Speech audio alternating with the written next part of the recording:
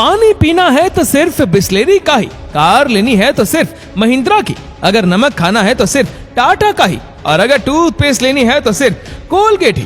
दोस्तों, कोई भी बिजनेस एम्पायर 1 या 2 साल में खड़ा नहीं होता, बल्कि इसे दुनिया के सामने बड़े लेवल पर लाने में सालों बीत जाते हैं। और किसी बिजनेस को खड़ा करना जितना मुश्किल है, उससे कहीं ज्यादा मुश्किल है उसे कामयाबी की ऊंचाइयों तक ले जाना।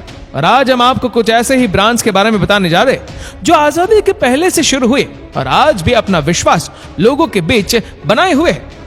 नंबर 1, फेविकॉल। सन 1950 में गुजरात के भावनगर जिले के महुआ नाम के कस्बे में जन्मे बलवंत पारेख एक सामान्य परिवार से संबंध रखते थे। वो बड़े होकर वकालत की पढ़ाई के लिए मुंबई चले गए और कुछ समय बाद उन्होंने ये वकालत करने का मन बदल दिया और मुंबई जैसे शहर में जीवन चलाने के लिए एक डाइंग और प्रिंटिंग प्रेस में नौकरी कर ली। इसके बाद उन्होंने एक लकड़ी वाले के यहाँ कार्यालय में चपरासी की नौकरी कर दी। वो प्रिंटिंग प्रेस से लेकर लकड़ी व्यापारी के यहाँ काम करने तक कुछ न कुछ सीखते रहे। बलवंत को अपने इस सपने साकार करने का मौका तब मिला जब भारत आजाद हुआ। बलवंत को अपने वो दिन याद आए जब वो लकड़ी व्यापारी के यहाँ चपरासी थे।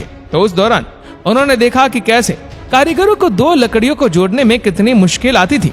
लकड़ियों का आपस में जोड़ने के लिए पहले जानवरों की चर्बी से बने ये गोंद का इस्तेमाल किया जाता था। इसके लिए चर्बी को बहुत देर तक गर्म किया जाता था। इस बारे में सोचते हुए बलवंत को आइडिया आया कि क्यों ना ऐसी गोंद बनाई जाए जिसमें से ना इतनी स्मेल आए और ना उसे बनाने में इतनी मेहनत लगे। वो इस संबंध में जानकारी जुटाने लगे और बहुत तलाशने के बाद उन्हें सिंथेटिक केमिकल के यूज से गोंद बनाने का तरीका मिल गया। इस तरह बलवंत पारेख ने अपने भाई सुनील पारेख के साथ मिलकर साल 1959 में पीडीलाइट ब्रांड की स्थापना की और पीडीलाइट ने ही देश को फेविकल के नाम से सफेद और खुशबूदार गोंद दी। ये कंपनी अब 200 से ज्यादा प्रोडक्ट्स तैयार करती है, लेकिन इसे सबसे ज्यादा फायदा फेविकोल नहीं दिया। गुजरात के एक साधारण परिवार से आने वाले बलवंत, जिन्होंने चपरासी तक की नौकरी की, उन्हें फोर्ब्स ने कुछ साल पहले एशिया के सबसे धनिक लोगों की सूची में 45वें स्थान पर रखा। उस समय बलवंत की निजी संपत्ति 1.36 बिलियन डॉलर थी, जो कि आज से कहीं ज्यादा है। Number 2, Bisleri. दोस्तों, शुरुआत में बिस्लेरी मलेरिया की दवा बेचने वाली कंपनी थी। अब ये बात शायद आपको ना पता हो, तो चलिए हमने आपको ये भी बता दिया। असल में इसे एक इटालियन बिजनेसमैन फेलिस बिस्लेरी ने शुरू किया था, लेकिन साल 1921 में फेलिस बिस्लेरी की मौत के बाद ये दवा कंपनी उनके फैमिली डॉक्टर रोजर्स ने खरीद ली। इसके बाद उन्होंने अपने एक वकील दोस्त के बेटे खुशरू संतुक के साथ मिलकर एक नए तरह के बिजनेस में हाथ आजमाने का फैसला किया। ये बिजनेस था पानी का। हर साल 1965 में खुशरू संतुक ने मुंबई के ठाणे इलाके में पहला बिस्लेरी वाटर प्लांट लगाया। उन दिनों ये पानी की बोतल 1 रुपए की हुआ करती थी। बिस्लेरी ने बिस्लेरी वाटर और बिस्लेरी सोडा के साथ इंडियन मार्केट में कदम रखा, लेकिन शुरुआती दिनों में बिस्लेरी के ये दोनों प्रोडक्ट केवल अमीरों की पहुंच तक ही सीमित थे।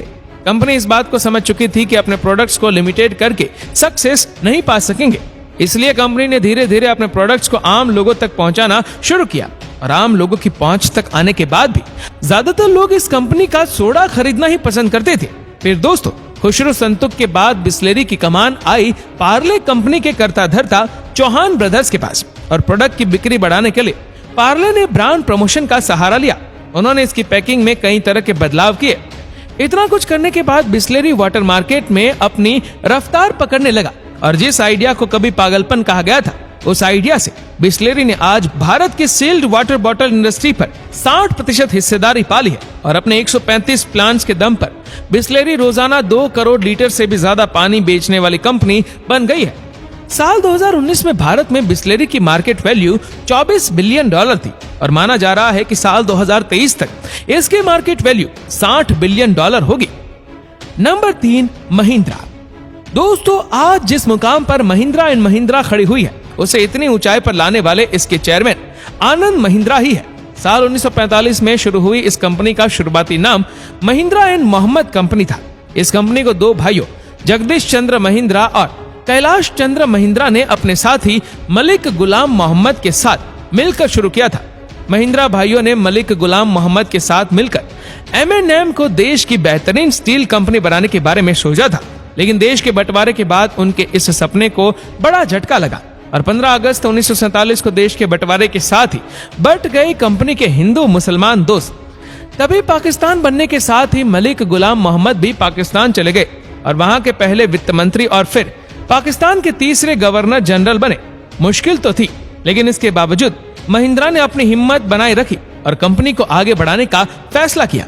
और आज ये उसी हिम्मत का नतीजा है कि महिंद्रा एंड महिंद्रा ग्रुप की कुल संपत्ति 22 बिलियन है। इस ग्रुप का बिजनेस आज 100 देशों में फैला हुआ है और 150 कंपनियों के साथ मिलकर महिंद्रा एंड महिंद्रा ग्रुप ने 2.5 लाख से ज्यादा लोगों को रोजगार दिया है।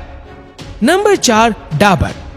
दोस्तों, डाबर की शुरुआत साल 1884 में कोलकाता के एक आयुर्वेदिक डॉक्टर SK बर्मन ने की थी।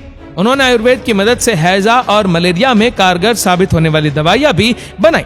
1884 वो साल था जब डॉक्टर बर्मन ने आयुर्वेदिक हेल्थ केयर प्रोडक्ट्स बनाने की शुरुआत की। दरअसल इनकी ये शुरुआत ही डाबर जैसे हेल्थ केयर बिजनेस की नींव थी। डॉक्टर बर्मन ने अपने नाम से डॉक्टर का डा और बर्मन का बर लेकर इस ब्रांड को नया नाम दिया, डाबर। डॉक्टर साहब कहा जानते थे कि उनके द्वारा रखा गया यह नाम एक दिन पूरे देश ही नहीं बल्कि पूरी दुनिया में अपना नाम करेगा। आपको बता दें कि हाथ से ही जड़ी बूटियां घूंट कर अपने उत्पाद बनाने वाले डॉक्टर बर्मन के प्रोडक्ट 1896 तक इतने फेमस हो गए कि उन्हें एक फैक्ट्री लगानी पड़ गई।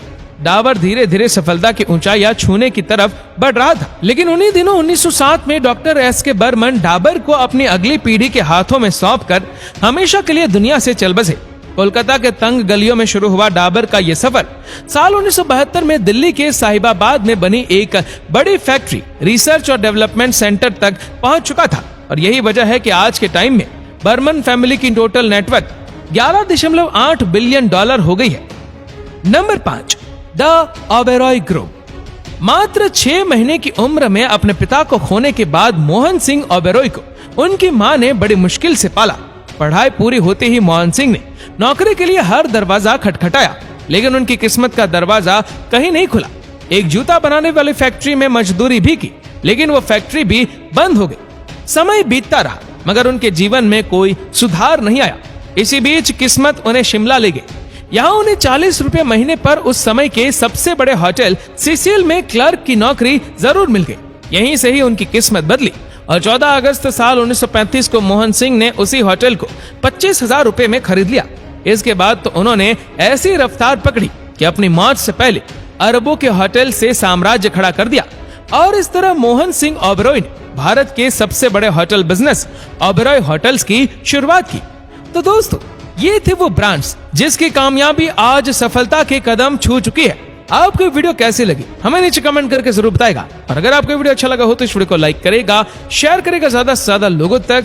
और ऐसी ही और भी इंटरेस्टिंग वीडियोस को YouTube पर देखने के लिए नीचे कमेंट सेक्शन में लिंक दी गई है, जिसके ऊपर क्लिक करके हमारी चैनल को आप सब्सक्राइब करें और बेल आइकन दबाएं ताकि हमारे हर लेटेस्ट वीडियो की अपडेट्स आपको मिलेगी सबसे पहले। धन्यवाद।